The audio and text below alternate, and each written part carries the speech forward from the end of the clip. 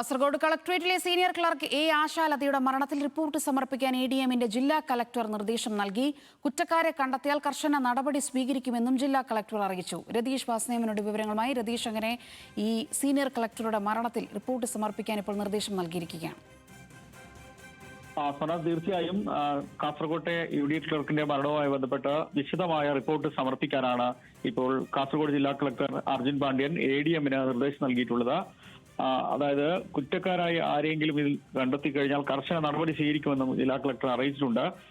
ഇത് സംബന്ധിച്ച് വിദ്യാനഗർ പോലീസ് നടത്തുന്ന അന്വേഷണത്തിന് പുറമെയാണ് ഇപ്പോൾ ഒരു ഉദ്യോഗസ്ഥതല അന്വേഷണം എന്ന നിലയ്ക്ക് എഡിഎമ്മിന്റെ അന്വേഷണം നടത്തുന്നത്.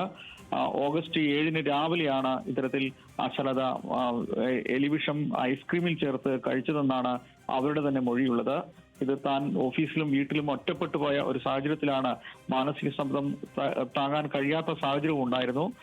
അതുകൊണ്ട് തനിക്ക് ആർക്കെതിരെയും പരാതിയില്ല എന്നുൾപ്പെടെ ബന്ധുക്കളുടെ മുന്നിൽ വെച്ച് മൊഴി നൽകിയിരുന്നു വിദ്യാനഗർ പോലീസിന്. എന്തായാലും അതിനുശേഷം ഗുരുതരാവസ്ഥയിലായവർ കോഴിക്കോട് സ്വകാര്യ ആശുപത്രിയിലാണ് ആഗസ്റ്റ് 9 മരണപ്പെടുന്ന സാഹചര്യം ഉണ്ടായിട്ടുള്ളത്.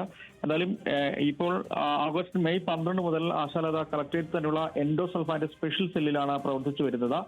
ഇത്തരത്തിൽ ഇവരുടെ സ്ഥലംമാറ്റം ഉൾപ്പെടെ ഇതിന് പ്രേരകമായി എന്ന രീതിയിലുള്ള വലിയ പ്രചരണം ഉണ്ടായിരുന്നു. ഇന്ന് ഡിവൈഎസ്പി ഉൾപ്പെടെ പ്രതിഷേധവുമായി ഇതുമായി ബന്ധപ്പെട്ട് വന്നിരുന്നു. എന്തായാലും ഏത് തരത്തിലായാലും ഏതെങ്കിലും തരത്തിൽ ഇവരെ മാനസികമായി ഇവർക്ക് അത്തരത്തിലൊരു പ്രയാസം ഉണ്ടായിട്ടുണ്ടോ എന്ന് പരിശോധിക്കുകയാണ് എഡിഎമ്മിന്റെ പ്രത്യേക അന്വേഷണത്തിൽ കളക്ടർ ഉൾപ്പെടെ ഉദ്ദേശിക്കുന്നതെന്ന് മനസ്സിലാക്കാൻ സാധിക്കുന്നത്. എന്തായാലും ആരെയെങ്കിലും കുറ്റക്കാരായി കണ്ടെത്തിയാൽ കർശന നടപടി തന്നെ സ്വീകരിക്കുമെന്നും ജില്ലാ കളക്ടർ അറിയിച്ചിട്ടുണ്ട്. സോന.